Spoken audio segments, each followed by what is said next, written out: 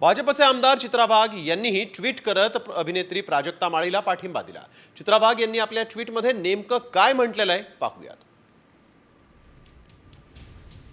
चित्रा वाघ यांनी ट्विट केलंय, स्त्रीचा सन्मान याला भाजपचं सर्वोच्च प्राधान्य कायमच राहिलंय।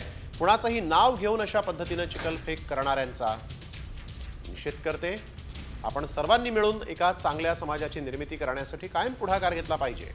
या लढाईत प्राजक्ता एकटी नाही हा विश्वास देते, असंही चित्रा वाघ यांनी ट्विट केलंय। भाजपचे आमदार चित्रा वाघ यांनीही ट्विट करत अभिनेत्री प्राजक्ता माळीला पाठिंबा दिला। चित्रा वाघ यांनी आपल्या ट्विटमध्ये नेमकं काय म्हटलेलं आहे पाहूयात। चित्रा वाघ यांनी ट्विट केलंय, स्त्रीचा सन्मान याला भाजपचं सर्वोच्च प्राधान्य कायमच राहिलंय। कुणाचंही नाव घेऊन अशा पद्धतीने चिखलफेक करणाऱ्यांचा निषेध करते। आपण सर्वांनी मिळून एका चांगल्या समाजाची निर्मिती करण्यासाठी कायम पुढाकार घेतला पाहिजे।